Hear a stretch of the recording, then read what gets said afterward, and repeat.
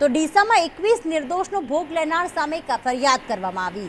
વિસ્ફોટક પદાર્થ અધિનિયમ હેઠળ આ ફરિયાદ નોંધાઈ છે, જેમાં વિસ્ફોટક પદાર્થ બીએનએસ હેઠળ આ ફરિયાદ દાખલ કરવામાં આવી। તો ડીસા ગ્રામ્ય મામલતદાર વિપુલ બારોટ ફરિયાદી બન્યા છે।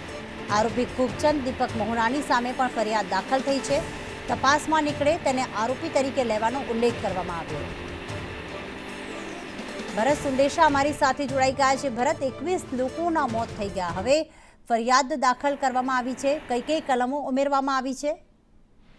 ચોક્કસથી પ્રીતિ, ડીસાની અંદર ગેરકાયદેસર ફેક્ટરીમાં જે 21 લોકોના મૃત્યુ પામ્યા હતા અને ત્યારબાદ પોલીસ દ્વારા એફઆઈઆર દાખલ કરવામાં આવી છે, જેમાં ડીસાના ગ્રામ્ય મામલતદાર વિપુલ બારોટ દ્વારા આ ફરિયાદ નોંધવામાં આવી છે। તેમાં ખૂબચંદ મોહનાની તેમજ તેના પુત્ર દીપક મોહનાની તેમજ અન્ય તપાસમાં જે પણ આરોપી નીકળે તેમની સામે વિસ્ફોટક પદાર્થ અધિનિયમ હેઠળ અલગ અલગ કલમોમાં ગુનો દાખલ કરવામાં આવ્યો છે।